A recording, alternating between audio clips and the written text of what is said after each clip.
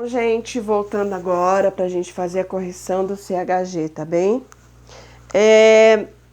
O que eu achei legal agora, na parte que nós estamos, que é da página 22 a 25, é que a gente já estava estudando, né? Já estava começando a fazer isso dentro da sala de aula, né?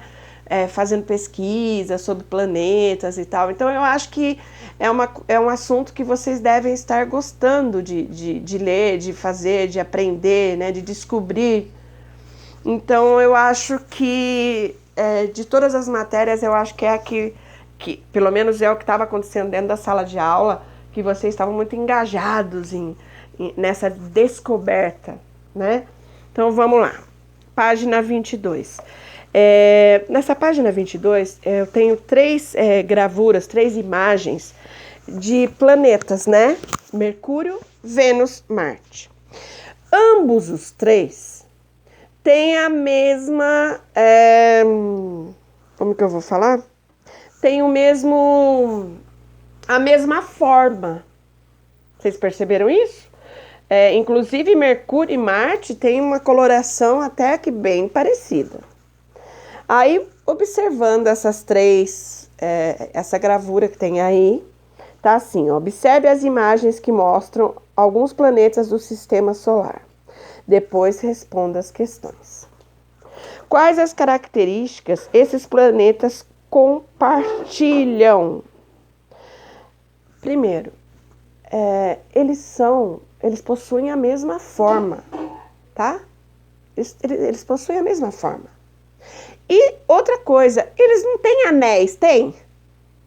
Alguém viu aí anéis? Sabe aqueles anéis que tem em volta? Não tem. Então, quando não tem anéis, a gente costuma dizer que eles são rochosos. Então, para quem me perguntou, e eu falei para vocês, compartilhar quer dizer ter parecido, tá? No caso aí o compartilhar, a palavra compartilhar significa o que eles têm em comum, né? Então, assim, eles são planetas que são considerados planetas rochosos, porque eles não possuem anéis, né? E eles todos têm praticamente a mesma forma, tá? E até a coloração parecida. Então, são as principais características que vocês precisavam saber aí. Letra B. Qual planeta do sistema solar também compartilha essas características e não está representado nas imagens? Gente, esse era o mais fácil, é o nosso planeta, é a Terra. A Terra também é um planeta rochoso, né? E também possui a mesma forma desses três planetas que estão aí, tá? Então, era a Terra, não tinha outra resposta, tá bem?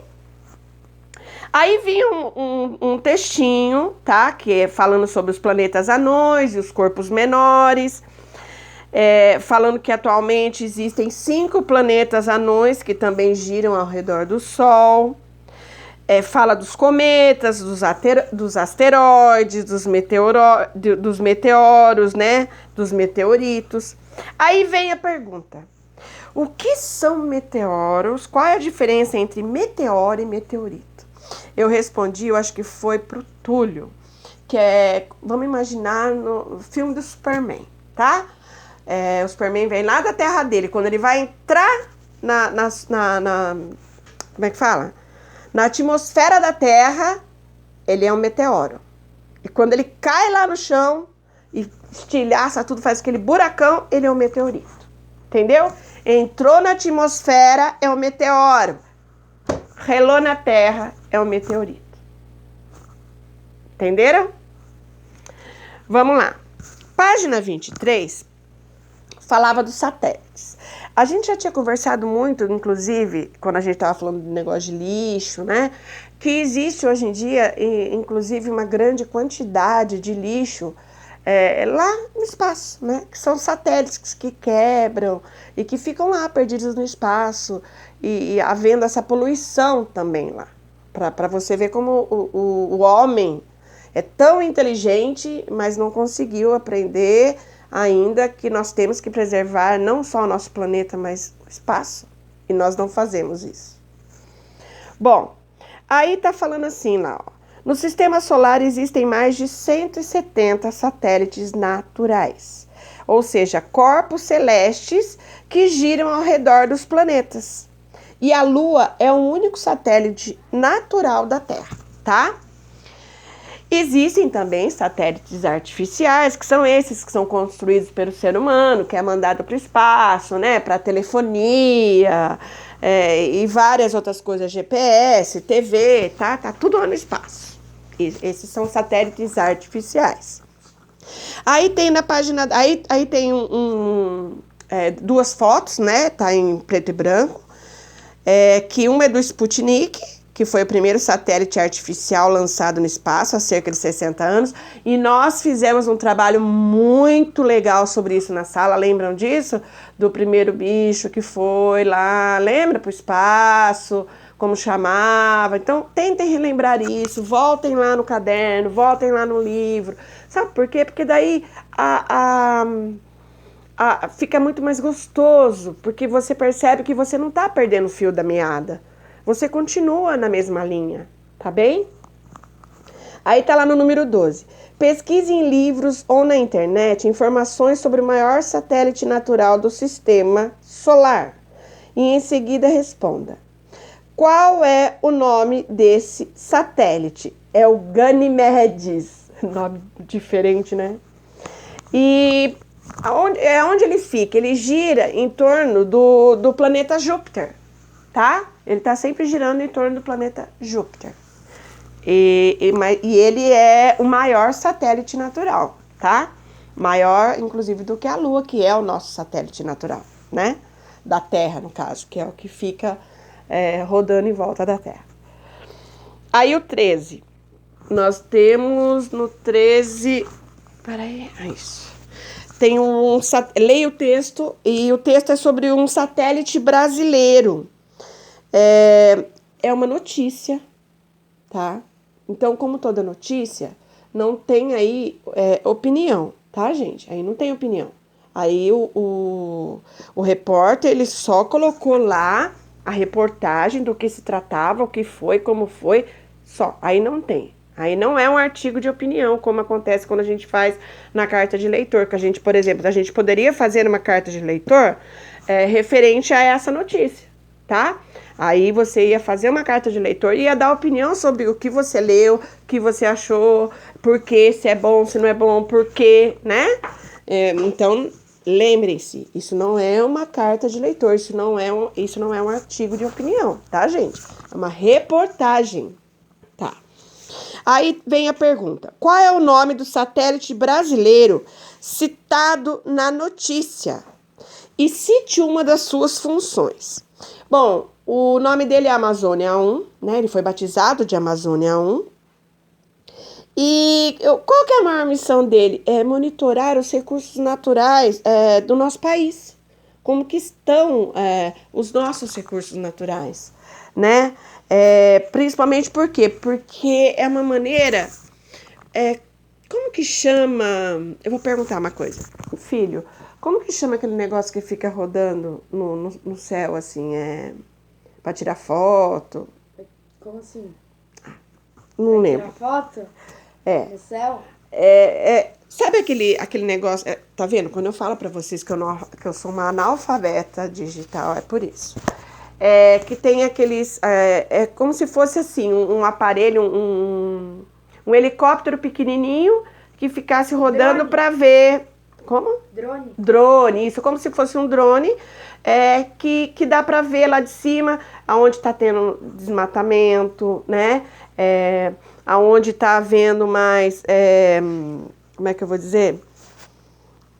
Por exemplo, num rio que naquele lugar não pode pescar, não pode jogar rede, e estão fazendo aquilo. Então, eles vão estar monitorando esse tipo de coisa, sabe?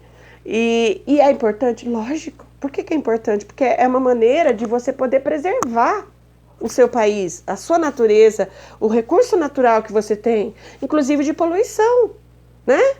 Por quê? Mas como é que vê? Porque é um satélite, né, gente? Ele vê, é o que eu falei, como se fosse um drone, lógico, não tem nem comparação a todo o equipamento que existe, mas assim, e toda a estrutura dele, não tem comparação com o drone, mas eu tô querendo dizer para vocês terem um exemplo do que seria, tá bom? Que é esse satélite brasileiro, tá bom? Aí nós vamos para 24 e 25. 24 vem as fases da Lua, né? Lua nova, lua cheia, lua que a gente chama de crescente e a gente chama de minguante, mas é quarto crescente e quarto minguante, que é o certo, tá? Essas fases da Lua são resultado da posição dela em relação ao Sol e à Terra, tá? Lembra que eu disse, gente? Por exemplo, ó, digamos que eu sou a Lua, tá? E aqui tá o Sol. Então, aqui, a Lua, o Sol tá aqui. O Sol, ele vai girar ou ela vai girar? Ela vai girar, né? Aí, o que vai acontecer? Uma hora vai estar aqui, outra hora vai estar aqui. Então, será que vai ser a mesma fase? Lógico que não, porque a luminosidade da Lua vem da onde? Do Sol. Certo, gente? Vem do Sol. É o Sol que ilumina a Lua, por isso que a gente percebe essa luz. Ela não tem essa luz, tá? É a luz do Sol que reflete nela, tá? Então, assim, na Lua nova, o Sol não ilumina a face da Lua que está voltada para a Terra. Por causa disso, a gente não consegue enxergar muito a Lua nesse dia, tá? No quarto crescente, apenas fica que nem uma meia-lua, que nem uma banana, né? Tanto no quarto crescente quanto no minguante, parece banana, só que aí uma fica de um lado, tá do outro, né? Quarto crescente, quarto minguante. O que é minguante, gente? É quando tá acabando. Tá acabando essa lua para começar uma nova, a lua nova, tá? Bom, aí tem mais um desenho, né? Umas fotos mostrando, né? A lua quarto crescente, a lua cheia, a lua quarto minguante. Aí tem lá na página 24 é praticamente só o texto e os desenhos, né, as fotos mostrando, tá? Aí vem na página 25 é que vem as perguntas, tá? Vem assim, ó, observe os calendários abaixo e responda as questões. O que provoca as mudanças de fase da Lua? O movimento da Lua ao redor do nosso planeta, né? Conforme ele vai rodando, vai mudando, não é assim? Lembra que eu fiz uma experiência com vocês, com a luz do celular e tal, coloca aqui, daí do outro lado não dá, né? Fica escuro, é a mesma coisa, tá? Letra B. Explique a relação das fases da Lua com astros como o Sol e a Terra. Primeiro, as fases da Lua dependem da posição em relação a esses astros. Por quê?